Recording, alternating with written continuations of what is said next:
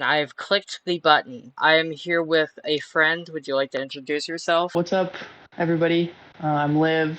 I kind of just like a nerd, and I'm here to yap about things, and I'm pretty excited about it. Yeah, so today we're going to be going through a list of creepypastas and just kind of yapping about it. Just to quickly summarize for anybody who doesn't know, a creepypasta is basically just an online horror story. A lot of them are bad because a lot of them were written by like preteens in like the early 2010s, but there's a charm to it, and we have a list which I guess I'll put on screen, of organized of everything we're going to be talking about. So yeah, the first one on the list is Slender-Man. Now, okay, personally, Slender-Man was kind of like my introduction to like internet horror and creepypastas, which is kind of crazy because it all started from a picture that someone just edited, and that's like a whole category on creepypasta is things taken from pictures, and then again, like you said, like 13-year-olds in like 2011 were like, I think I need to write a horror story about that. My mommy's not gonna know I use cuss words. That's like the general consensus of a lot of these.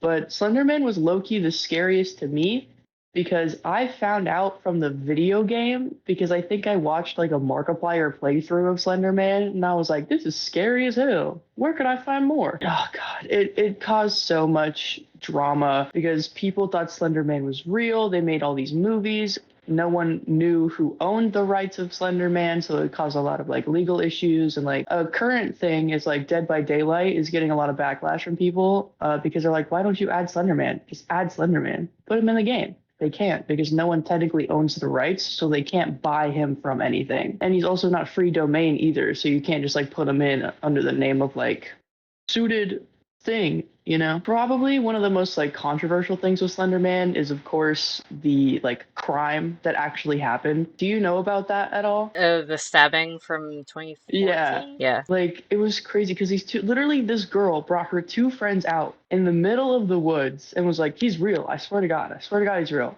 And then she proceeded to like stab them. I don't know what I can say on YouTube. I don't know. I don't. You can say whatever. You can swear. It's okay. And then I don't. I was while I was doing research for all of this, I saw that like she's getting released this year. What the fuck? I think that yeah, because like I think the girl is getting released this year either on like parole or good behavior, but I don't know when. But I know sometime in 2025 she's either out or is Oh going to get out. my god. On Wikipedia, which it's Wikipedia, but it says that she was reported to have 40 years, so they're letting her out early. According to the internet, according to the Google searches that I did, apparently, yeah, she's getting out at some point. Yay, Slender Yikes. Man! I guess, I don't know, my personal experience with Slender-Man has been pretty minimal, I guess. I thought he was cool when I was younger. I bought like one of the masks at one point to like prank somebody. I remember very vividly when I was younger, I had a nightmare about Slender-Man where I was on the floor, I was playing in my brother's room with like a toy car or something, and then I looked into the corner of the room and Slenderman was there, and then Oh my I woke up. god. For whatever reason, that kind of anticlimactic dream has stuck in my head for all of these years, and I find that funny. My only other really association with Slenderman is that I played Slender the Arrival, and the ending was real bad.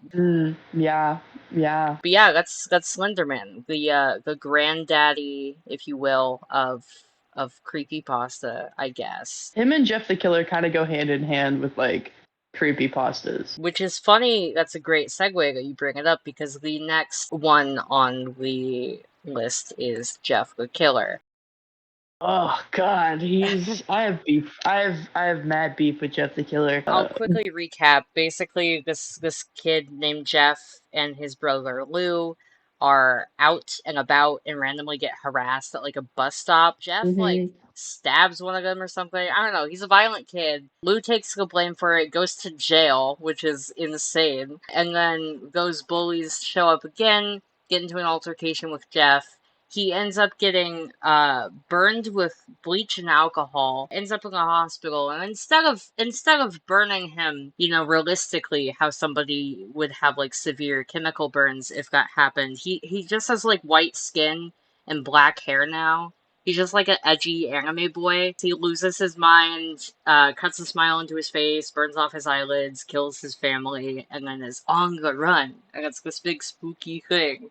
And it's really badly written. Yeah, God, speaking of when the little brother takes, but literally the dialogue in that part of the story is so stupid because the cops come, they're like, we have to arrest Jeff, and then Lou comes out and he's like, no, I did it, and the cops are like, okay, that's gonna be like 10 years in juvie, bye, and then they take him and leave, and then that's it. Yeah, it's just The one writing, of the many terrible things with that story. Jeff the Killer is just it's I have beef with Jeff the Killer just because it caused so many other terrible stories to be written. Not saying that it wasn't like cool to see a community come out of this one bad story, but like I remember I read this story in with this like group that I'm in with like writers and stuff, and we found this trilogy called Poopsie the Killer, where it's like some emo edgelord girlfriend of Jeff the Killer, and they're in love and they kill people together. And it was the worst experience of my entire life reading Poopsie the Killer. It was just so There's bad. And also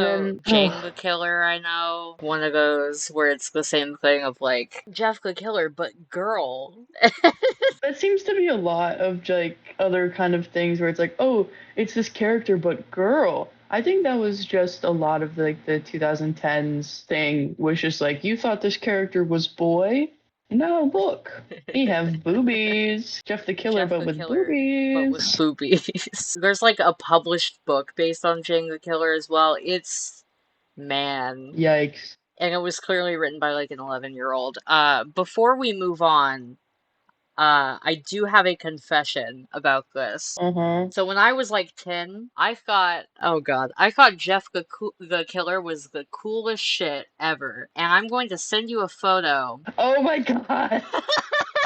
Oh no. I was Jeff the Killer for Halloween. With the Rudolph the red-nosed reindeer Yeah, beanie, I it don't goes know hard. why that is there. That's the only photo I could find of this, was this Oh, one. that's honestly amazing. Yeah, I thought It, that would be fun to share. The makeup is really bad. no, it's actually I think it's great. You know, the Jeff the Jeff the Killer effect happens to the best of us. You know, we all pick one weird, edgy character when we're like a preteen and we stick with it. So that was mine. But You yeah, know, bad story. it was crazy because during that time I was the scariest cat in the entire world. You could show me like a leaf on the ground and I would get startled. So my siblings, what they would do is they would like show me all the pictures from these creepypastas.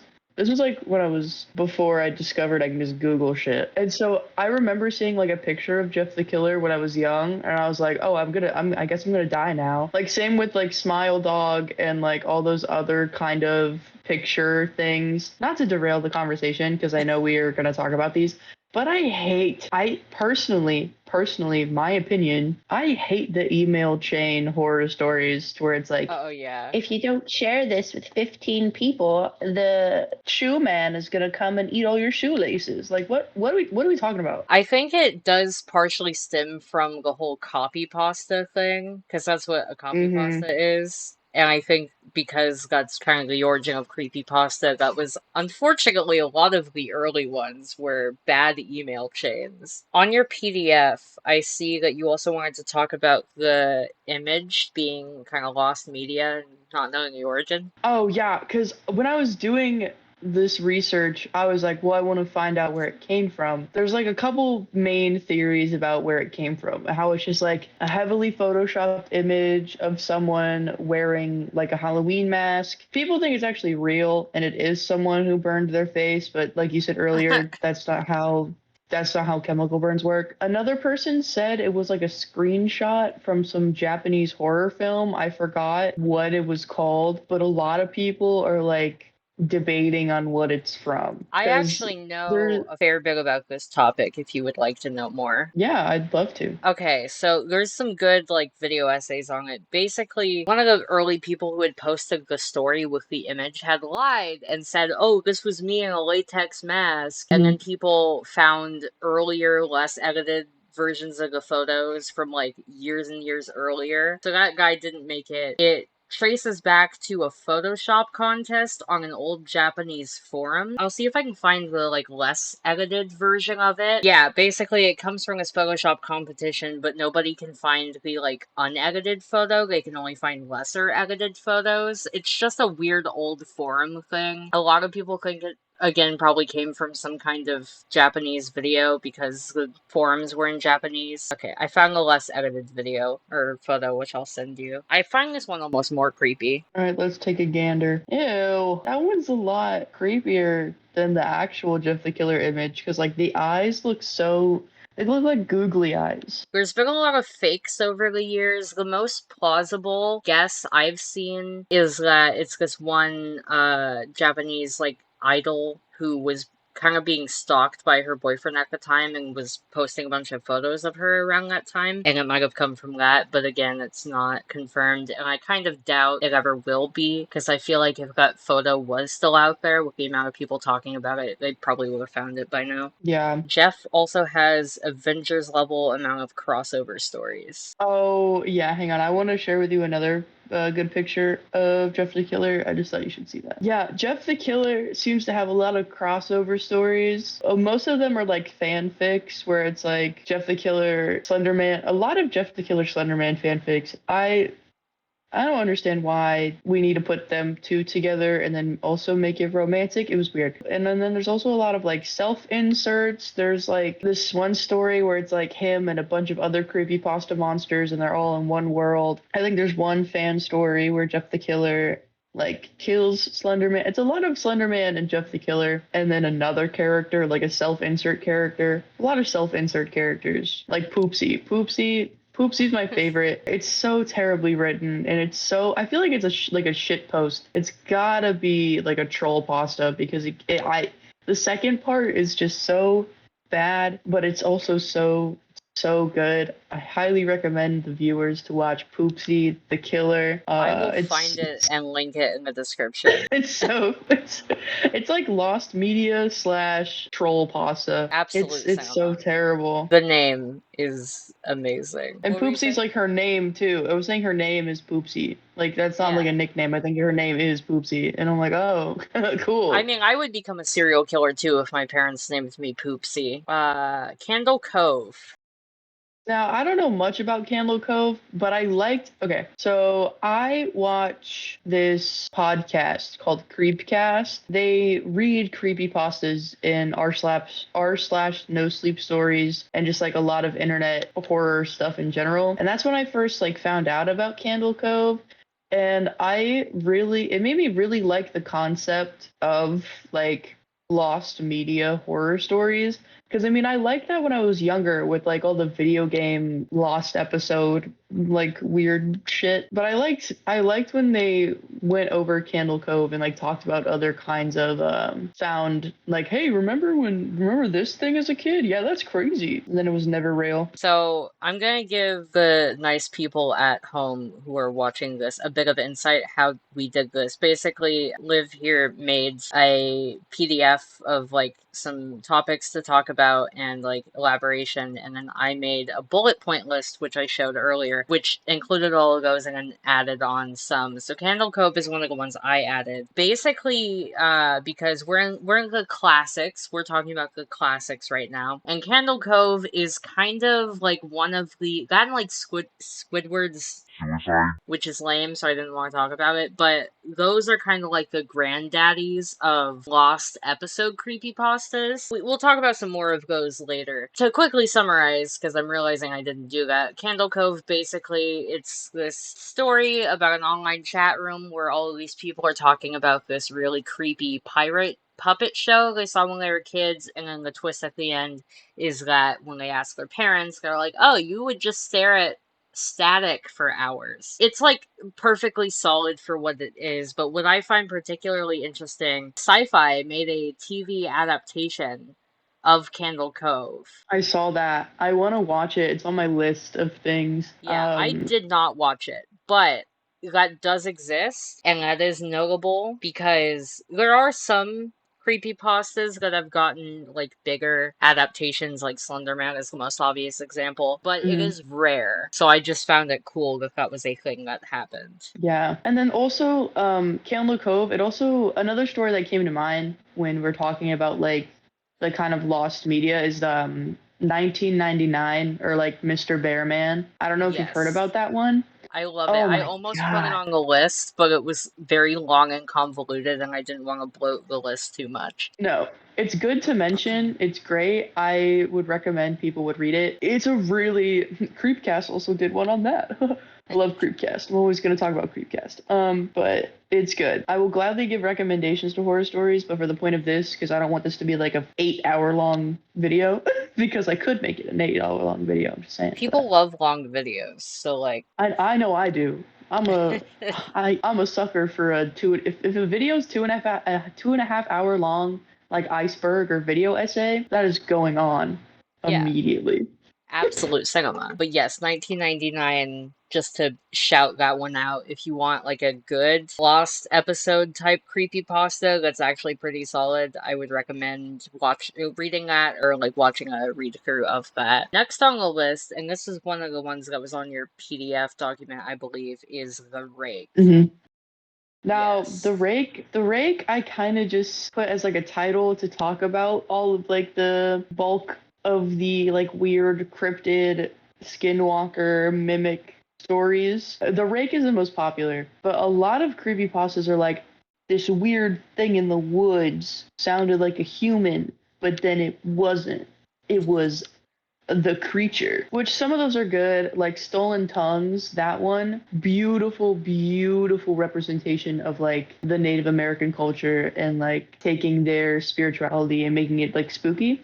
Really Yeah. well done. Oh I yeah. love Stolen Tongues. The book is amazing. Creepcast also did an episode about that. But it's so yummy. Now the rake, it's one of those weird pictures from like a hunting camera of this like weird skinny humanoid creature thing like yelling at you. And basically the myth is like, oh, if you see this thing, it's gonna make you go crazy and lost in the woods, and it repeats the last things you say, and it like implants memories into your head. Really good, but there's also like taking a lot of an actual culture and making it like this weird spooky thing when it doesn't have to be this weird spooky thing. Do you know what I mean? Yeah, so this is also one I know kind of too much about, because I was really into creepypastas when I was like 10. The story of the Rake I heard, it's interesting that there's so many different versions because like Slender-Man had also originated on Something Awful. It was Something Awful or a similar website, but the thread was like, let's make a horror monster. So because of that, there's like several iterations of the Rake. The one I heard is just this one-off story about this couple. They wake up, they see this thing sitting at the edge of their bed, and then it runs off and kills their children. Very Oh edgy. yeah. This is more cringe shit I did when I was in elementary school. But me and my small group Mm. of friends would, for fun, pretend to like track where the rake was based on Ooh, the that's different stories. no, that's actually peak. That's peak. I love that. That was No, it's peak actually great. elementary school time, was tracking the rake. And he's not even that scary. He's just a little guy. No. He's just a little fella. But yeah, he is kind of, again, we're talking about the classics right now. He's like the granddaddy of Skinwalker creepypastas. Yeah. Most Skinwalker creepypasta stories are very reminiscent of the Rake, and that was the first, like, big one. Next on the list, we have the Russian sleep experiment. That one I just love. The Russian sleep experiment, I just besides Slenderman, that was another one that I kind of like got freaked out by because I thought the Russian sleep experiment was real. I also thought it was real. Anything to do with like military experimenting, weird scientists, like wartime shit, I'm like, oh, that's real. That's Yeah. real. And then seeing the image of the guy, like the weird, like pale, thin creature thing, and then reading the story where it's like, oh, we gave him this gas that made him go crazy and we wanted to see the effects. And it's just, oh, God. And then people theorize how it's like, oh, they're actually giving them this gas to see what would happen if they stayed awake because there's like this thing about demons and sleep and blah, blah, blah. I just think it's scary alone that they just kidnap these, like, they're like prisoners of war and they're just getting experimented on in a mountain and they turn into these like crazy creatures. That Yeah. alone was terrifying. I constantly thought little 12-year-old me was gonna get kidnapped by the government and experimented on constantly. Oh, that sounds stressful. My God. I had a very stressful time as a child. I'm just saying. I was very stressed out. I mean, the Russian sleep experiment, like all of these old creepypastas, it's not like perfect by any means, but it is probably my favorite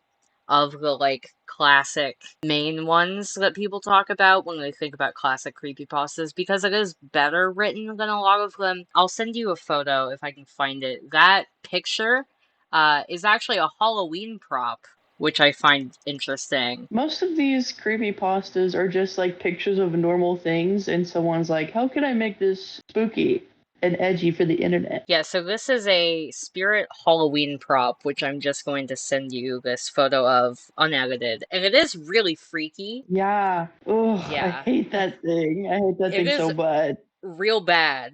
And whoever did that image, very good usage of it. The ending of the story, basically, I don't know if anybody doesn't know or hasn't picked up your context clues. Basically, the story is, oh, Russia at some point took a bunch of prisoners of war and gave them gas that didn't let them sleep, and then they all kind of turned crazy. The ending is a little bit dumb because the remaining one is like we are God, we are the things that people are when they aren't asleep, and sleep is what keeps you from going crazy. And it's a little bit of this Yeah. edgy monologue, but otherwise it is good. And because I mean there have been real life like government experimentations that have been far worse than the Russian sleep experiment.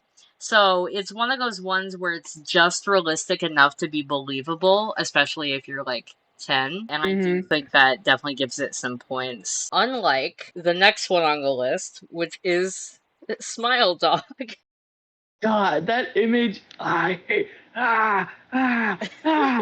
God, it's so dumb. It's so dumb because like literally, it's from an email chain where it's like, oh, and that's where the iconic like spread the word. That's where that comes from because at the end of the email, it's the picture and then spread the word. And the picture for Smile Dog is literally like a Siberian husky with human teeth, and then in the corner of the picture is like a hand like reaching out from your bed, beckoning you. It's called the beckoning hand. And it's like spread the word, smile dog, and then like you get nightmares if you don't spread the word or AKA share this email with 15 others. Have you seen the other edgy image of Smile Dog? No, I've only seen the one where it's the husky. Let's get a look see. Oh, yum. Oh, wow. So that's the one I actually saw first. I like the husky one more because it's way less stupid. The This doesn't story even is look like a dumb. dog. Oh yeah, no, it's just stupid. The Oh my story itself is gosh. really dumb. It's quite literally kind of just as you said, it's just basically, oh, here's this spooky dog image, share it with 10 people, and it makes you go insane. One of my favorite instances is in one of those big crossover stories like you were talking about earlier. Sometimes Mm-hmm. they would include the smile dog as a character. So you have like all of these serial killers and then just like a pissed off dog. Yeah, the image I just sent you is like the OG smile dog. Like that's Yeah. what would be in the email chain. That one's at least more effective because it's less like super photoshopped and dumb. Yeah. So it's like, It's yeah, like, it's a creepy ooh, photo, but man, not a good story. most email chains aren't because it's like, oh, if you don't do this, you're gonna die, and it's gonna the shoe man, like I said earlier, is gonna come and get you. In your PDF file, it also says this kind of blends into the problematic area of rituals in Creepypasta. Oh, because a lot of the email chains where if you do this, if you do A, B will happen, so C won't happen. So a lot of these things were like rituals, and this was beginning to be like a problem of people doing like self-harm or going and like harming other people for like this weird like ghost or ghoul or thing to happen. Like that's like Slender-Man, the girl who like stabbed her friends. She read a ritual to how to summon Slender Man, and you have to use blood in order to summon him. You know how people say like, oh, video games make people violent? Like Yeah. this kind of went into like, oh, creepypastas, and if you read enough of this stuff, it's gonna make you turn into like some blood freak. Like the Midnight Man, Bloody Mary, you know, like Boy Blue, like all those where you have to like say names. It's like, oh, this ghoul haunts you, blah blah blah. It just got too problematic and it kind of blew up, and there was a lot of mainly self-harm because it was like, oh, you have to carve this name into your arm, or you have to use your own blood to summon this thing in a voodoo doll. And I was like, it seems like a lot for like 2010s. It's ironic that you bring up video games because it kind of has the opposite problem where I feel like I'm not saying video games can't encourage an already violent person, but I feel like more often than not they can act like an outlet for somebody if they have those Yeah, thoughts because it's like, oh, I can hurt somebody in a game and it doesn't have real world consequences. Whereas a lot of these are like, hey, you gotta do this thing and something cool or scary or interesting will happen. So it's kind of just like yeah. encouraging you to do dumb shit. And I think on the actual Creepypasta website, they have like a banned list of like things you can't post there. And I think they banned rituals because of this issue. Good. Now I'm just imagining the Smile Dog doing the Tide Pod challenge. Hey guys, it's me, Smile Dog, and I'm gonna eat as many Tide Pods as I physically can. And it's like the beckoning hand in the corner, just like shoving Tide Pods into his mouth. This is amazing. If anybody is watching this and is enjoying this, you should make fan art of that image because I think that would be fun. Yeah, please make fan art of Smile Dog doing the Tide Pod challenge while wearing a Logan Paul Maverick t-shirt. I need Smile Dog 2010s era fan art, please. If anybody actually does this, send it to me on Blue Sky and I will give you a shout out at some point because I find that really funny. The next one is Tiki Toby. Oh, Tiki Toby. That one is another kind of Jeff the Killer edgelord thing. I remember reading it for the first time. This was before I knew what like Tourette's syndrome was. And Yeah. so reading that the main character has Tourette's and then started killing people and like doing these things, I was like, oh, I guess that means if you have Tourette's, you're gonna kill people. And I feel like it's ugh. It's a real bad. It's such a bad representation. I will say, to the creator's credit, the creator has grown up a lot and has kind of disregarded it and been like, hey, I'm kind of really ashamed that I wrote this. Please stop, like, cosplaying as this dumbass character. Which Oh I my do god, think yeah, the is neat. cosplays. Ticky Toby, the name kills me. So I have a tick disorder, and I find it funny because in the story they make a point that this nickname is like something that his bullies were calling him and that he Mhm. hated, and then that's the name of the story. So basically, I guess to give a summary, it's a Slender-Man kind of spin-off. This kid is in a car wreck. His sister dies. His life sucks. He's super sad. He like burns down his house and is haunted by Slender-Man, and then becomes like a servant for Slender-Man. It's just very edgy and not very well written. The character Mhm. design is kind of cool in terms of like it's slightly more creative than a lot of these, but in general, not a very good story. No, and I hate when people cosplay. Not bringing up cosplay. I just don't like how people cosplay these characters like Jeff the Killer and all these other like murder people because Yeah. it's like just in general, why are we like fantasizing people that murder people? Just in The only general. exception I feel is when it's like a monster, because then it's like if Yeah. you're like, I'm gonna be Slenderman for Halloween, it's like, okay. But if you're like, man, I'm just in my free time going to dress up as like been drowned or something, it's like, okay, that's a Oh my little. God, yeah. In like 2020, during the godforsaken COVID era, when cosplay TikTok was kind of going off, I saw a surprising amount of Jeff the Killer thirst trap TikToks, and I was like, "What are we doing, guys? Guys, look, That's how you guys." knew that people were struggling mentally because Jeff the Killer had to come back. And it was thirst traps, and I'm like, "Guys, get no." First of all, he's a child. He's like 12 in like the first story. Why are we? Baby grind on me. No, He it's was so 12? bad. I think in the original story he was like a young kid because the bullies they were all like middle school age. Because the little kid like the sibling was like 10. Of course Damn. he gets like aged up, aged down based on the age of the person writing the story. Because duh, if you're 14 writing this, you're gonna make your main character 14. So it's like I'm Oh so my fucking cool. God. Sorry, not to circle back to Jeff the Killer when we're like far away from that. I just found out Yeah, apparently that inspired several real life crimes. yeah. Somebody was fatally stabbed and then shot. He blamed it on an alternate personality named Jeff, inspired by Jeff the Killer. We've strayed so far from Tiki Toby, I just found that. But yeah, the whole cosplaying serial killers. I mean, I know they're fictional, but it's still kind of weird. The next one is a classic. It's not a serial killer. It is cidemouse.avi. I might Hmm. censor that word with like a bleep or something just because YouTube is mad about when people talk about it, but it was a story Unaliving. unalivemouse.avi. This is one I find the story is stupid, but I find the video like kind of interesting that goes along with it. I guess I'll quickly recap. Basically, it's the story of like, Walt Disney made this looping animation of Mickey Mouse and he's walking and he's just walking against the background and then the screen goes black and then when it comes back, he's all distorted and there's scary noises in the background and then there's something, this is like one of those lost media creepypastas because there's something in like the last 30 seconds that's really scary and is lost because it was so bad that the guy watching it ran out of the room, said some cheesy one-liner, and then killed himself. Wow.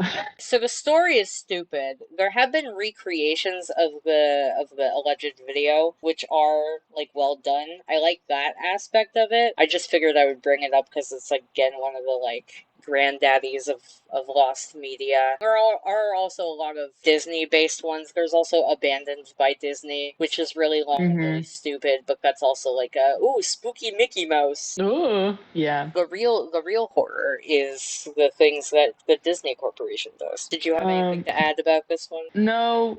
Well, one, I don't really know the unalivemouse.avi. It just makes me think of all the other like the Lost Beetle episode, Lost Dead Bart. Beetle? So there's the this creepypasta about the Beatles lost episode. It's so terrible. It's so bad. It's basically John Lennon killing everyone in the goofy cartoon style of the show. Hitler's there, Of everyone course. dies. The guy who killed John Lennon in real life is also in there. It's just bad. It's just really bad because it's literally like a prison cell with John Lennon, his murderer, Hitler, and another like bad guy, and then it cuts to John Lennon killing everyone, and it's just like what the fuck. I actually think they make Damn. someone die of I think they make someone die of cancer. I think they like George Harrison in that story like dies of cancer, but My God. I think Ringo kills himself, and then Paul McCartney goes to where Ringo killed himself, and then also Paul kills himself there,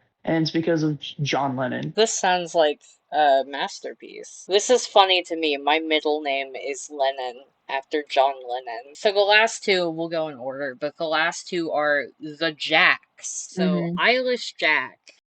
It's so dumb. I don't know. It's just another one of those really edgy, bad stories based off of a picture where it's like, I saw this picture, I'm 13, and I want to use cuss words. Time to write a creepypasta. And There's then, a like, 10 movie? years, there's a movie. There's a movie. I looked up Eyeless Jack and an IMDb page came up. Why? Oh, it might be a. Hold on. It's 12 minutes long. Never mind. It's a fan made short film. Oh, God. That's less surprising. Budget $100,000? Excuse me? What? For a 12-minute Damn. minute YouTube short? That doesn't sound right. I'll send you the poster. But yeah, Eyeless Jack, basically the story is, oh, spooky monster with a mask and no eyes sneaks into his room, kills his brother, eats his kidney. It's really dumb. This poster for this short film is kind of fire, though. Oh, yeah, that looks sick. Welcome back to the dark. The character design is fine.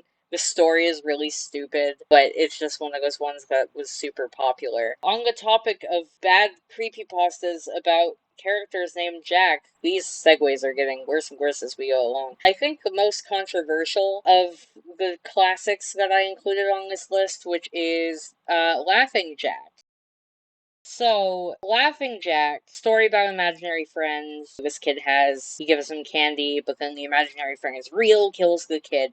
The design is cool. The story is more decently written than a lot of these, but notably the guy who wrote it is like a terrible person. Mm. And it's just really bad. I think he was like using it to do bad stuff to people. Oh. Yeah. Yeah, I mean it's one of those things where because it's a weird niche thing, there's not a lot of information about it, but basically he was using that character kind of to prey on children. Oh. Very Oh no. unfortunate. Real bad. Also, like, I'm sorry. I mean, obviously preying on children inherently bad, but how much of a fucking loser do you have to be like, look at this spooky clown I made, little kids? Yikes. Look at this funny little picture of this clown. Wanna come in my house? Because the design is admittedly kind of cool. There were a lot of, like, cosplays and stuff of it, and then, that came out, and all of a sudden it's just been a dry spell ever since, and it's just Yeah. very unfortunate. But that brings us to the end of the classics section of this list. This is gonna be a long ass video for you to edit. This is gonna be a long video. It's okay. The next section also includes, like, most of these are probably also considered classics, but they're all video game creepypastas, so I wanted to group them together. Creepypastas about video games. So the first one on here is Herobrine. So Herobrine, it's kind of okay. So it's like an internet myth that was kind of a creepypasta, but it's not really technically a creepypasta. It's more like just like an internet horror story because someone like uploaded like a blog post basically saying like, "Hey, does anyone else see this weird glitch in your world?" And it was like screenshots from someone's Minecraft game, and it's like weird tunnels being dug. Like there's a screenshot of like fog, and there's a person standing there, and then basically everyone was like, "Oh, that's real.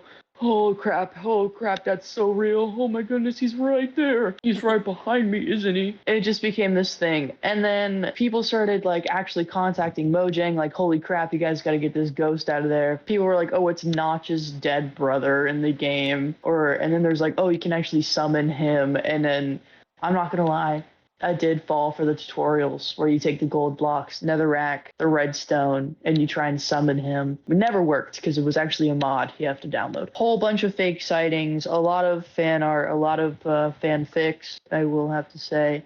Made me cringe a lot. And then I think even Mojang in one of their updates did even included like, by the way, we got rid of him. We got rid of Yeah, Herobrine. for a lot of their earlier updates, they would put removed Herobrine as a little Easter egg. Notably, in the console versions, there were also some, like, skins of Herobrine that were included in certain skin packs. The whole Dead Brother thing is stupid, but the thing I find most interesting about Herobrine is I have now, like, played a fair bit of, like, super early Minecraft, and I kind of Mm-hmm. get it, because the terrain generation is super busted, and you will see all of Mm-hmm. these weird holes and messed up things.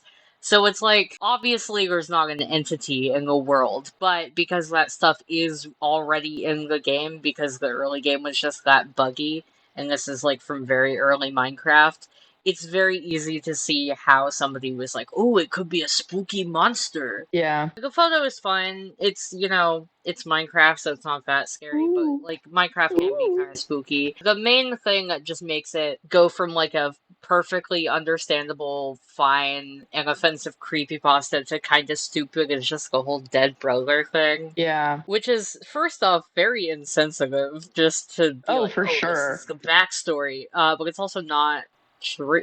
And Nosh is like, "Hold on, I don't have a brother at all, so why would my dead one be in this movie, in this He's game?" I just hope in the second Minecraft movie they mention Herobrine. So moving on from one granddaddy of video game creepypastas to another, we have Been Drowned. Oh, I love Ben Drowned.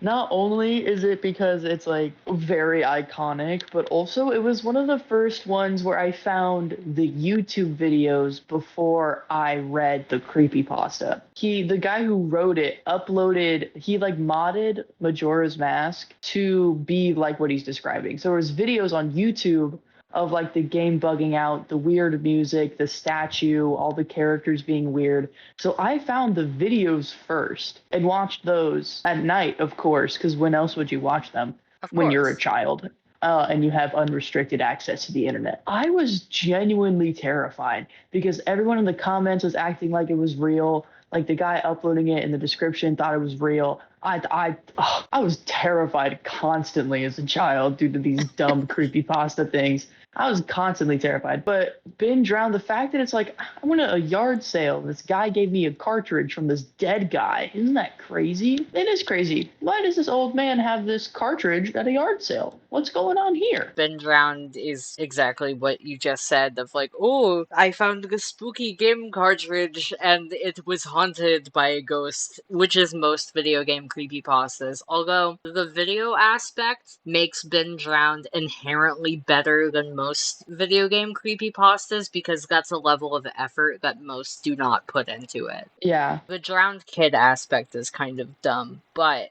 it is still more effort, which I appreciate. I'm looking at your PDF file. Haunted by a kid named Ben, who supposedly drowned, and now lives inside the cartridge. So that's where the name comes from. Yeah, it's like this kid, it's like his save file. I think he goes into the save file and it's like all weird and shit. Ben Drowned also gets a lot of cosplays for like the creepy Link. And also the Yeah. fan art is literally just like a black and white Link with like red eyes because that's like Ben apparently because of the statue. I was unaware there was an ARG attached to it. Well, it inspired ARGs because of the video part of it. So a lot of people saw that inspo and was like, oh, I can actually do that because it inspired a lot of other video game things like Sonic.exe, Mario, Pokemon ones. Because this one was kind of like, at least to me, the first I saw where they actually, instead of just like writing the story, and then also the fucking the chat logs where the guy is talking to Ben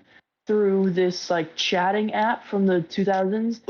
That part really took me out of the story. Where it's like the ghost is like, "I'm just playing with you," and the guy's like typing out like, "Why are you doing this? How did you die?" And he's like, Yeah. "Play my game." And I'm like, if you just cut that out from the story, I feel like it'd be like perfect. It'd be I perfect remember because being it's like, surprised by how long the story is. oh my god, it was so long. Like, I always thought it was just like the initial part, and then I learned, oh, that's just like the first chapter of this extremely long creepypasta. Oh yeah, it was really long because it was talking about how we got it, the gameplay, the chat logs, him trying to figure out how Ben died, and then at one point, like his roommate uploads something, but it turns out there was never a roommate, so it ends on like a twist, but it explains the twist because you have to explain everything you write in a story. You can't just let your audience make you can't like have them figure things out on their own. You have to explain everything. It's this very unfortunate habit of a lot of creepypastas, especially video game creepypastas. It won't just let it be what it is. They always have to make it overly complicated, and then it kind of starts to put a bad taste in your mouth after a while. Mm-hmm. There's a line in your PDF file that says "Been Drowned was Majora's Mask meets The Ring." That's a very accurate comparison. Because it was like this ghost from this video game interacting with the real world, and I was like, oh, it's the ring. It's a video haunted thing, and it interacts with you. A lot of these video game things and like lost media things, where it's like cartoons,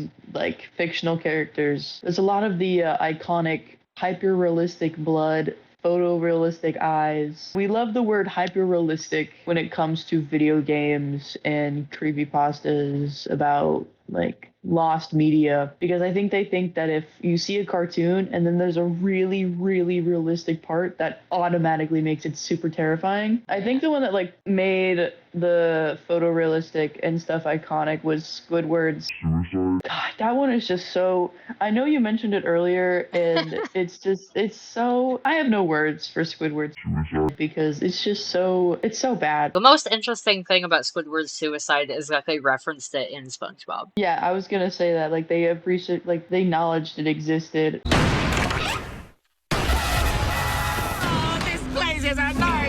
If anyone hasn't read Squidward Suicide, I highly recommend reading it because it's bad. It's And it's also iconic. very short. Like, you're not gonna waste a bunch of your time reading this bad story. Oh yeah, like the guy who wrote Squidward Suicide was like, we got Steven in here too, and we made him watch the video, and everyone was throwing up and blah blah blah blah blah. And I'm like, this is so stupid. It's just so dumb. You're adding things to add things. And don't get me wrong, I'm not saying my writing's perfect.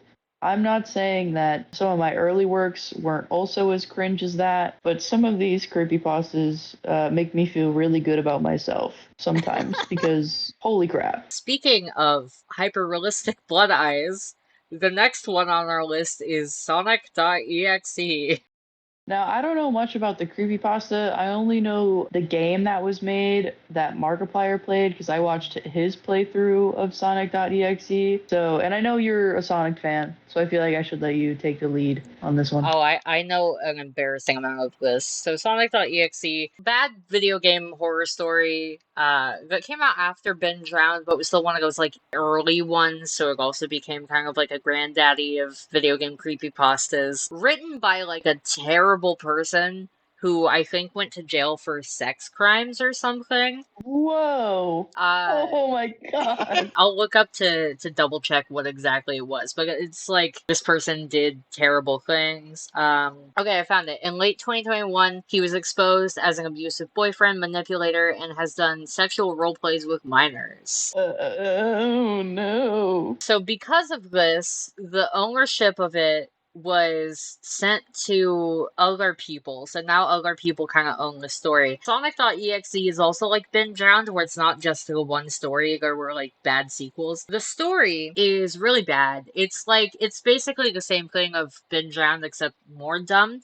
So in the mail, the narrator just casually mentions, hey, my best friend has been missing for weeks. Gets a disc in the mail from the friend who's been missing, and it says like Sonic on it or something. And there's a note that's like, hey, burn this, get rid of this disc. And then this fuck ass main character, instead of getting rid of the disc because their missing friend told them to, is like, well, I like Sonic the Hedgehog, so I'm just gonna play it. And then it's just like the most edgy, dumb Sonic the Hedgehog, but spooky and broken, and Sonic is scary and has blood eyes. There's also Ooh. a quirk throughout the story where the author was very insistent on specifying how long each thing on screen lasted. Like, it's like, this was for 2 seconds, and then it blacked out for 5 seconds, which is just very annoying to read. The whole story is basically just them going through different levels and spooky things are happening, but then it ends. The way it ends, he eventually gets off the game, and he turns around,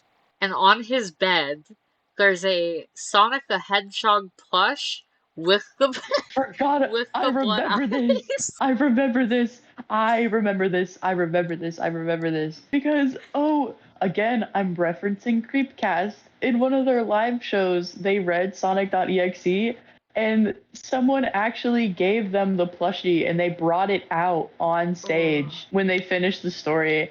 I forgot that's how it ends. It's a plush. What's the plush gonna do? Spooky, spooky, scary Ooh. skeletons. But also, because of Sonic EXE and how popular it was, it spawned a bunch of, like, there are so many Sonic EXE adaptations and fan games, like, literally thousands. There's a guy I follow, I'll link his video in the description. His name's Toadbup. He largely talks about just bad Sonic EXE games, and some that are actually good. Man, I love how all the nerd shit I like was also like every fandom has a creepypasta where everything is scary. Like on the Yeah. list and like the miscellaneous, there's My Little Pony.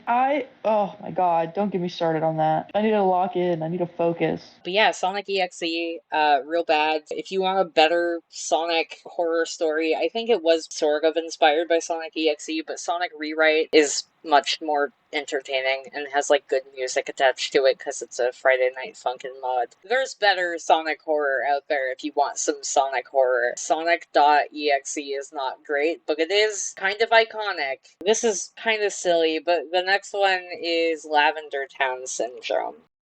I remember hearing about Lavender Town Syndrome when I was first into Pokemon, and I would watch a lot of like videos about the games just because like I was a nerd and I liked that kind of stuff. And I remember the first time I heard about Lavender Town Syndrome, or it's like Lavender Town Effect. It goes by a few different names, but it's basically a song from one of the regions gets played at a certain frequency that apparently caused a bunch of unalivings in Japan, and it got banned. The sound is really iconic. You can probably hear that shit on like TikTok under like creepy things that I found at Target. Like the sound is iconic. I don't know if you want to play it.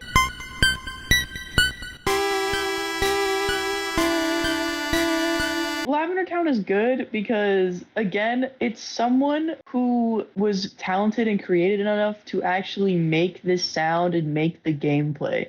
Like, that's Right. another thing. People who actually make the gameplay that they're describing in the creepypasta, it kind of adds it makes me like it more. Like, that's why I Yeah. like Ben Drown, because they actually modded the game and, like, posted playthroughs of the game.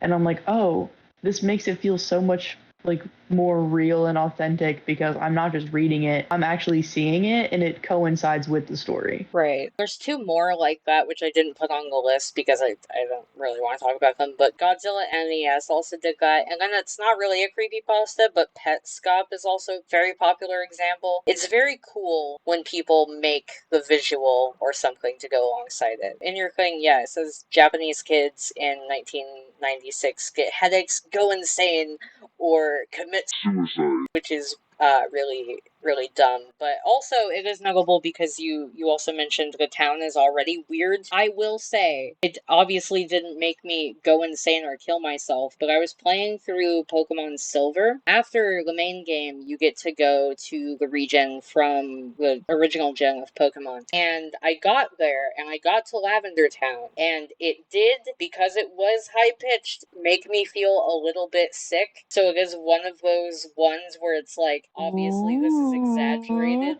but there is some aspect to it that makes it believable, because if you listen to it and spooky. if you have like auditory sensitivities, it can have some sort of negative effect, which I just found interesting. Convinced the generation that Nintendo almost accidentally started the Pokemon death cult. The drama was it was like in Japan only. They were having kids play this on purpose to see what would happen to them. That's so silly. Yeah, the controversy was people thought it was real because it was like, oh, in Japan, you would go and like to this arcade and they would have the game and you would play the game and then you would either get like really sick or you would like have violent outbursts or you would like kill yourself.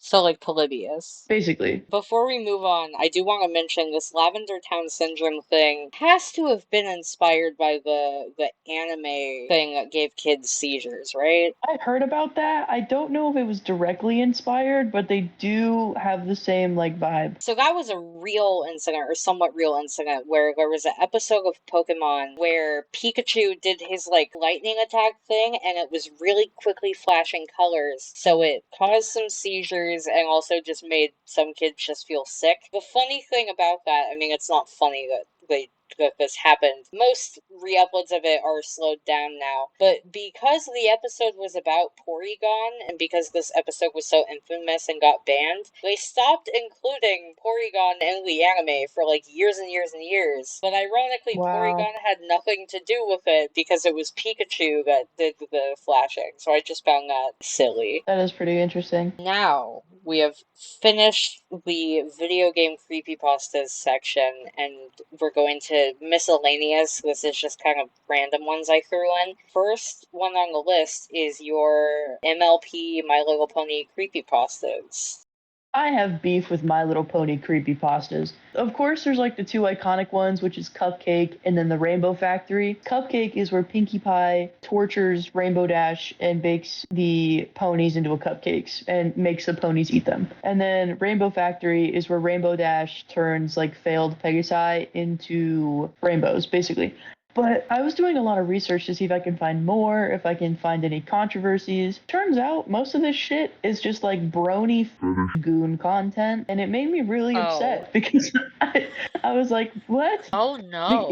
Even like Cupcakes and Rainbow Factory, it was like called out for being like really weird content, like torture basically. You have My to probably gosh. edit the fuck out of this. Yeah, a lot of My Little Pony creepypastas are just weird gooner content for bronies. I was Yeah. unaware of this. I mean, it makes sense because My Little Pony fandom is Yeah, interesting. it's fucking weird. For being so, for a show based off of ponies and magic and friendship and blah blah blah, it's a weird fucking fan base. You also mentioned Luna game. I just mentioned that one. I don't know a lot about that one. I just mentioned it because it was like one of the iconic ones. Like I said, I kind of got distracted once I found out most of the shit was like content, and I didn't want that shit on my computer, so I kind of quit. There is a line in your PDF file that is absolute poetry. It says, "Suddenly Equestria feels more like Silent Hill on glittery steroids." The only thing I really have to say about this, because I loved My Little Pony Friendship is Magic when I was little, but I didn't really get into the creepypasta side of things. However, there was one YouTube video,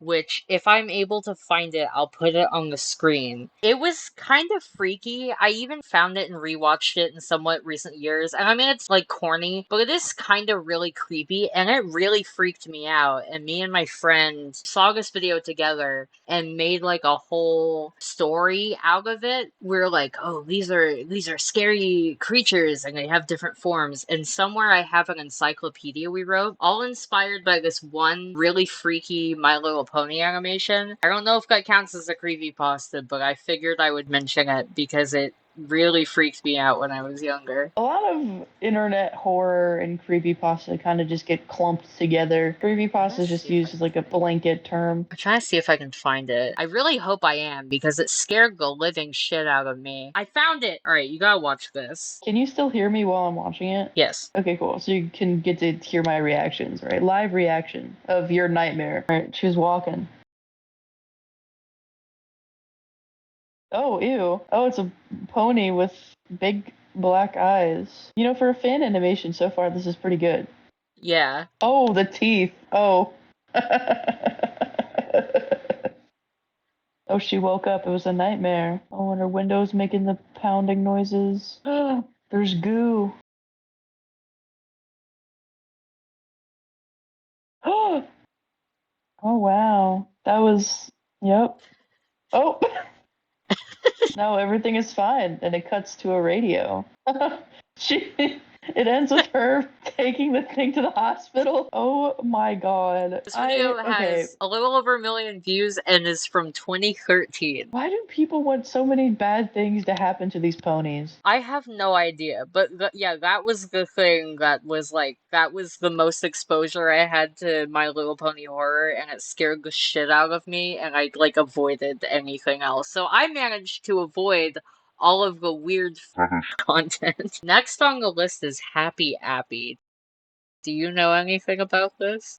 No, I've never heard of Happy Appy. You're in for a treat. So, I'm Happy excited. Appy is another like lost media, lost show thing. It's about a supposed lost Nickelodeon show that obviously never existed. I'll send you the photo that's associated with it. Of course it's not wanting to load. That's so Yeah, of scary. course. Oh, what the? It's an apple with piercing blue eyes and big ol' lips. So Happy Appy is horrifically long. Like it's a really long creepypasta about this like supposed show. Really bad, has a lot of weird typos and stuff, or like things that don't make sense. Like there's a line at one point that's like, "Last night he broke into my house today." What? Last night It he does, broke into my house today. I hate. Okay, I have to remember this is like probably like a 13-year-old writing this on like the family computer. What kills me though is, oh my god, so the whole story is, oh, there was this Nickelodeon show that was kind of creepy and then it started getting violent, so it was pulled from Nickelodeon, but somebody was still making more episodes of it. There's a 9/11 episode. Oh, The bit is, oh, it's spooky because the show is from the 90s, but then it predicted 9/11, and the way it's oh, presented is shockingly really insensitive. but also ends up being almost comical because later there's a bit where it's like an interview with one of the directors, and the interviewer asks, they're like, man, that Towers episode that got your show canceled. And they're like, yeah, looking back on it, it's kind of reminiscent of 9/11. And it's like, you think? It is way too long and convoluted to get into here. We would be here for probably hours. There's readings of it online. If anybody likes terrible creepypastas, highly recommended. Also, there is an IMDb page that people made of it, which I just find funny. Alright, so this next one, I know nothing about this, so this is gonna be pretty much all you. The Dionaea house? Dionaea Oh, the house? Dionaea house. I recently discovered this one on Creepcast. But basically, to summarize, it's this guy who finds out his childhood, not childhood, but like his friend from like college went insane and like shot up a diner and killed himself. And he was like, well, I gotta figure out why. He would never do something like that. And so he goes to the house. Basically, the story is about a multi-dimensional plant monster house that eats Oh? people. You have to find it on the Wayback Machine. They were trying to make it into a movie. Like, it didn't work out. But the writer, Eric Heisner, he actually wrote Bird Box, Arrival, and Lights Out. Oh my god? Like, he turned into a very, very famous writer. And what sucks is because Warner Brothers bought the Dionaea House story, they can't do anything with it anymore. Damn.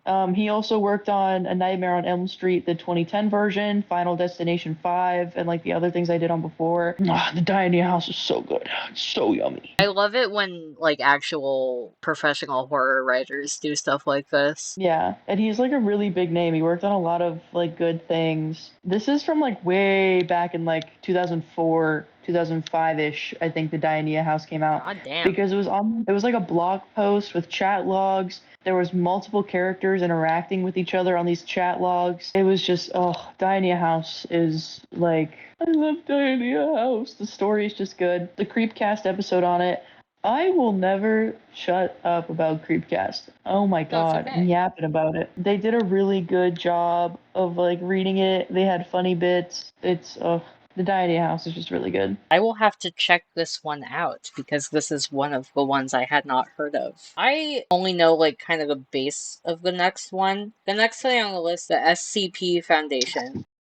Online community of spooky stories. I know the like one of the statue that's basically a weeping angel. You, when I Yeah. mentioned it, said you know a lot about this, so I'm going to let you do that. SCP and Creepypasta have kind of like beef because you're not allowed to post S stories on Creepypasta. It's on the banned list. Basically, a government facility that serves, controls, and protects the world from unworldly beings. And there's different class levels. There's different entities. A few SCPs that I like, SCP-3000. I believe it's this one about this like 700-meter long snake thing that That's lives in the Australia shit. ocean. It lives in the ocean and they feed D class. Okay, so D class people are kind of like prisoners of the SCP. They're kind of like people that if they went missing, it doesn't matter that they went missing. They're just used for purposes. They feed this snake thing, this like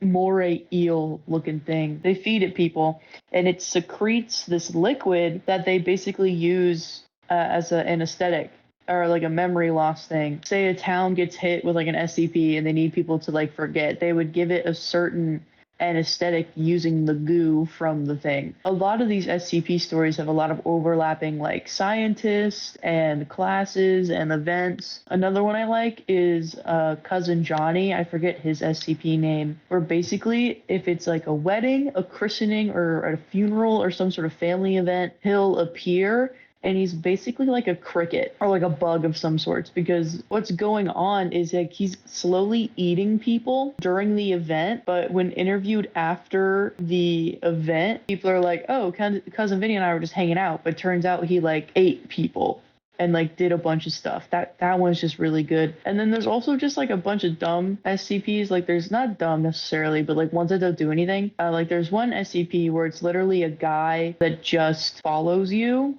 He doesn't do anything. He just follows you around. Then there's the one where it's like the infinite stairs. Again, it's just a stairs. It's just a bunch of stairs. There's just so many good ones, and I just really like SCP, the SCP Foundation community, because one, the video games are great. The video games that people have made based off of the SCP Foundation, gorgeous. It's another place of writers, and also it's like formatted like documents. And I am a sucker for a document style story, so I think that's just really cool. That is very cool. It's one of those ones I've always tried to get into, but then I got distracted. But yeah, what I have seen of it has always been very entertaining and good. The next thing on this list is one that I put, and I was iffy on putting it because it's more of like a horror short story, but the guy who wrote it has written a lot of creepypastas, and the way I came across it was through one of Mr. Creepypasta's like collection books. It's called Picture Bliss. Have you heard this one? No.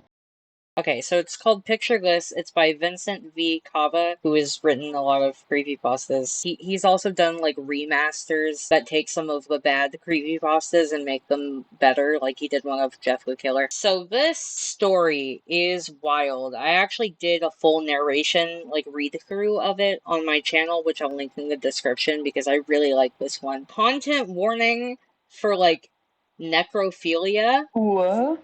Yeah. So basically, it's written in second person, and the whole format is picture this, and it's this guy saying, "You did all this stuff." So it's saying, "Oh, you wanted to be a painter, it wasn't working out, you lost your spark, you started sharing paintings online once you eventually got back into painting, and people online were criticizing you. And then one day you just kind of snapped, and you went to one of your troll's houses, you kind of black out, you come back, and you realize you killed him." It's very graphic description because again this guy is like a professional horror writer. He's published books. This is from a published book, I believe. Realizes that he really likes killing people. So this is where the necrophilia part comes in. He doesn't know how to dispose of the body. He finds a morgue worker who's like, "Hey, if you give me the body to have my time with, I will dispose of it and you don't have to worry about it." And this just keeps going on. He goes crazier and crazier. People start to catch on, so he changes his identity, switches professions, and the ending implication is that it's about Vincent, which obviously it's not. It's one of those things where it's not about like a spooky, scary monster. It's about like a person losing their mind. I generally find human horror about like people just losing their shit way more effective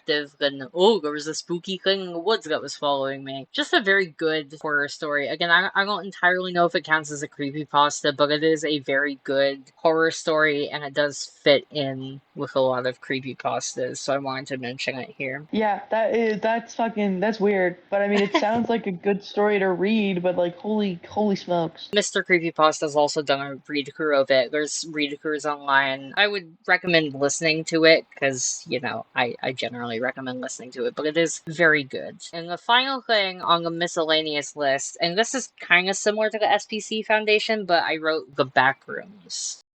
Only thing I know about them is when I would watch people play like the games of the Backroom, and apparently they're making like a movie of the Backrooms Oh yeah, I heard about at that. some point. But I just like the concept of like you get clipped into this weird like limbo dimension and you have to try and escape and there's like monsters and I don't know. I'm a big fan of cosmic horror and like weird monster stuff. So, the thing with the movie, if I remember correctly, there was a guy who made these really effective Backrooms like short films that went viral on YouTube. He's Hmm. directing that with A24, which means it will probably be good. The reason it's similar to the SPC Foundation, I mean, I find this aspect way less interesting, but people have created like levels and stuff, and it's become a similar thing where it's like a collaborative thing of where people are making different levels of the Backrooms, and you can like claim a level number. I don't know, it's vaguely interesting. It's basically just like a giant fan community revolving around the whole like liminal space horror thing, which I find more interesting than the Backrooms themselves. It is one of the more like recent creepypasta-esque things, whereas a lot of the ones on this list are kind of old. This one is quite fairly new, which I find interesting, and it also all originated from a 4chan post, which is inherently funny. Alright, so the next section, this is the final section, is r/NoSleep. And before we get into it, you had a rant about NoSleep. I do have a rant about r/NoSleep, and my rant is coming as the point of view of a writer trying to publish work on NoSleep. Their mods are the most power-hungry sleazeballs I have ever seen in my entire life. You know, I'm not trying to ruin my chances of getting an r/NoSleep. This is just like publicly known stuff that a lot of people have complained about. Their rules and regulations are so weird because I know someone who posted a story. I'm not naming names, I'm not dropping the story. Basically, their story involved a fictional place with fictional characters. Let's say it was Sherwood, Arizona, whatever the fuck. And Sally and Billy live in Sherwood, Arizona, and there's monsters, right? So they post the story. It ends up getting removed from the subreddit because it violated their doxing rules. And the person's like, what doxing rules? I didn't dox anyone. And they're like, well, yeah, you mentioned a place and people live there. And they're like, it's not real. I made it up. It's a story. That's the whole point. Because r/NoSleep, it's a lot of like first person recounts of things. Like Stolen Tongues, before it was called Stolen Tongues, was me and my wife went on a romantic getaway and it will be our last. It's like a lot of first person things from people going on the subreddit and being like, hey, I need help with this spooky thing. Give me help. But the rules are so freaking weird and strange, and like you can get banned on there really easily. You can get I know one person who got their story removed because nothing interesting happened in the first paragraph, or like the paragraph was longer than 350 words and there was no spacing. Like it's just really weird regulations for a subreddit that's about sharing your stories and having a place to be creative. And I've seen a lot of really good stories on r/NoSleep. Like this, like the few that we're gonna talk about, it's just kind of like the tip of the iceberg for some of these like iconic NoSleep stories. Like C.K. Walker, a lot of her stuff. She's a great author. She also worked on like The Haunting of Hill House. Like she's had actual, like she's done a lot of things besides like Reddit stories and like all these things. Because she wrote Baraska, which Baraska's terrifying. It's so, oh my god, Baraska. And she did Room 733, and she did Deepwood. Like, she has a lot of stories that also include fictional places and fictional characters. It's still up there, and I think it's just because it's popular.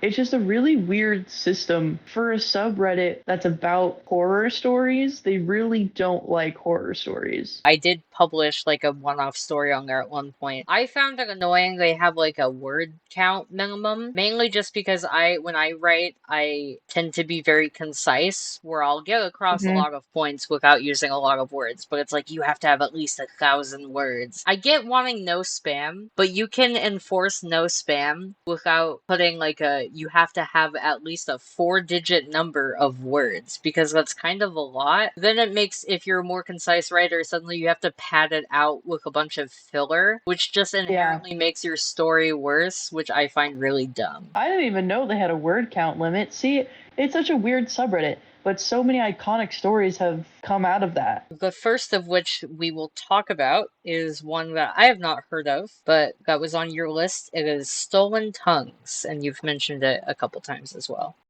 I have mentioned it a gazillion times, and it's because I love it so much. It's such a good story. There's some parts of it where it's like, but the book is an updated version. It's an actual book. I highly recommend getting it. It's not super expensive on Amazon or anything. Stolen Tongues is about this guy and his wife. They go to the girl's parents' cabin in Colorado, and they stay there, and she ends up getting possessed by this, like, Skinwalker thing. I forget what it's called. She has, like, she sleepwalks, and so she starts talking in her sleep, doing all these weird things, and the husband is like, well, I'm gonna fix it. I'm gonna fix it. Turns out they were possessed by these like spirit things. There's like some body horror in it. Like the monster themselves like mimic people, and it's just really good. It's a good story. I recommend reading the Reddit story and then the book to see the difference. I just really like Stolen Tongues. I gotta check this one out, I think. I highly recommend. I'm gonna have to try really hard not to talk too much about this because we will be here for hours because I really like this one.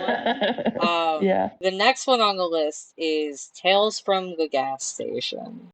It's so funny because it's one of those stories that it's funny and it's like a comedy horror, and it's like the first one where it's like, oh, this is like this actually is funny and I actually am laughing and I'm not cringing. Like the Tales from the Gas Station is really good, and I found out from you that it's actually like a multi-part book series, and I didn't know that. So I'm definitely gonna have to invest in the books, because if I laughed that much and enjoyed the story on Reddit that much, then I'm definitely gonna have to look. So to quickly summarize the basis of Tales from the Gas Station, it's exactly what it sounds like. It's tales of this guy who works at a gas station, and it's spooky. It originated as a no-sleep story and also like a blog, but then has since been adapted and is now like a multi-part. I think right now there's 4 big novels. Probably my favorite book series nowadays, up there with like Percy Jackson. First off, the blog post is like a aspect of the books. He talks about writing a blog. It kind of gets dropped as the books go along because the blog was only really like the first book and a half worth of content, so he kind of drops it over time, but he does include it, and you see differences, and like there's a character in the blog post who has one name, and then when you read the book you find out that he actually has a different name, and that was a fake name that the narrator was using. The most interesting aspect to me is Jack, the main character, most autistic man I've ever heard of in my entire life, it's a real condition. It's called fatal familial insomnia. He can't sleep at all. And because of this, and this is a real phenomenon, he kind of goes into like psychosis where he starts having like hallucinations. He'll imagine these entire scenarios that aren't real. Because he's the narrator, there's a lot of bits, especially as the series goes on, which play with him being an unreliable narrator, because he'll talk about this whole event and then he'll come back and somebody else will be like, what are you talking about? That didn't happen. But it also is complicated by the fact that supernatural crazy shit is also actually happening. So it makes it really hard to tell. You're always questioning. You're like, is this real or is this Jack hallucinating again? And you can never tell for sure. There's a lot of villains, a lot of interesting characters. Jack in himself is a really interesting character. I have like trouble reading, like sitting down and reading. That's why I keep recommending to listen to read throughs of these. I'm Yeah. probably dyslexic or something, but I have a lot of processing issues when it comes to reading. These books, spacing wise, are very easy to read, but also they don't include a lot of flowery language. Like, it's very effective in he just tells exactly what happens, but it's still entertaining. But he doesn't spend a long time like describing, oh, appearances or whatever, which is one of those things for me in books. I have a hard time reading like giant blocks of text with a bunch of flowery language. So it's very effective. It's definitely a series for adults. I would not recommend like little kids read this series. But the like technical reading level is much lower than a lot of adult novels, so it makes it a lot more accessible to get into, which I appreciate. Nice. And it's also, again, I would recommend, like with the Stolen Tongues one, listen or read the online blog first, or at least a decent chunk of it. It is quite long, but at least listen to some of it first for more context before you read the books. But the books are amazing. Good disabled representation. There's just like a lot of good stuff in the books. And that's all I'm going to say for now, because again, I could talk about this probably for hours. We'll do a separate video about Tales of the Gas Station. So the next one, I've not heard of this, but the next one on the list was from your PDF file. It is the left/right game. The left right game I really like. It is basically told from the POV of a journalist, and she is exploring like local myths, like stuff like that. It's long. I do have to say it's long, but it's long and it's great. I think it's like 10 parts, but it's so good. It's a great cast of characters and first person encounters with a local legend that her and another cast of characters. There's like paranormal investigators, there is like a someone who's trying to debunk the myth. There's a guy just here for the funsies, and then there's the guy who's like the leader of the group, who's actually like, oh, I've played the left right game before. I know how to do it, and it's just really great character interactions. There's also lesbians. Basically, you're driving and you take the first left and the first right, and you end up at a tunnel. You go through the tunnel, and basically you go left and right until you get to the end. But there is no end, and it's a great mix of like, of course, like horror. Like, it's definitely some sort of cosmic horror because everything is playing with time. The cars never run out of gas. No one ever gets hungry. No one really has to sleep. And it is long. It's a 10-part series. But I highly recommend reading it because it's just one of those, it's so good. And it's uploaded in a way to where it's like, hey, I got this email from my friend I used to know in England. I'm re-uploading what she said. And the ending is just, it's so good. The ending is so good. It's so good. I want to talk about it more, but I don't want to spoil it for you and also for the people like who haven't read it. Because yes, it is like a big story, but the ending I feel like is just so, it's something you have to experience when you're reading it. I'm gonna have to check this one out. I'm sure there's probably a read through online. There is a read through online, and you know who did the read through? Is it the podcast you keep mentioning?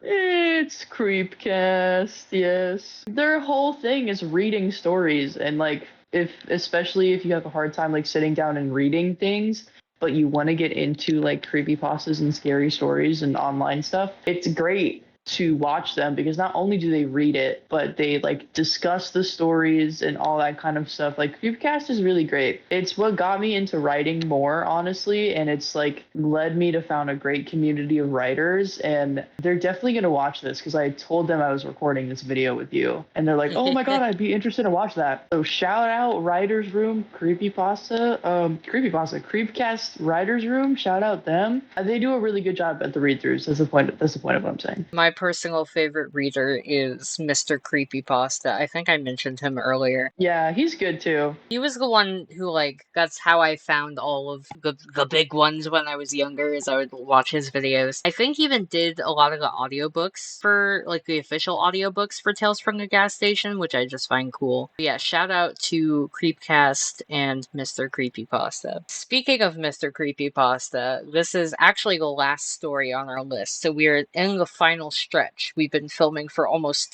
2 hours. Oh my god. The last one on the list, it's a no sleep story, and I found it because Mr. Creepypasta had done a read through of it. The read through is like an hour and a half. I'll probably link it in the description. But it is called My Family Has Been Stalked for the Last 4 Years. As you might guess from the title, it's about a family who has been stalked for 4 years. Wow. It's another one of those ones where it's a very, like, human horror. Like, it's not a monster, it's a guy who's stalking mainly their, like, super young daughter, which is the creepy aspect of it. They're getting, like, drawings from him. Their car gets broken into during a trip. If I remember correctly, this is how it starts, is their car gets broken into. Among the things stolen is a portfolio from the young daughter of all of her drawings. Oh no. And then the thing is, they keep getting sent drawings, but with additions from this guy who took them. It's just builds tension of, like, these drawings keep appearing, and the writer is also kind of a piece of shit. Like, the author or narrator or whatever is kind of a piece of shit. Not the writer, but the narrator character,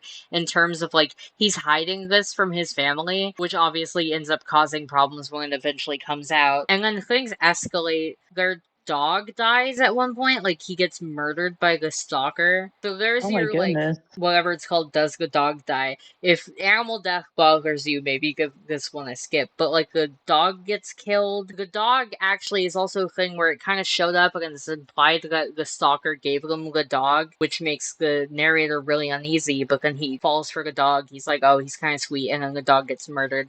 Really fucked up. It's one of those things where the ending kind of spoils a bit of it because it gets really, like, a bit too much, where it's like, okay, this is just getting kind of silly.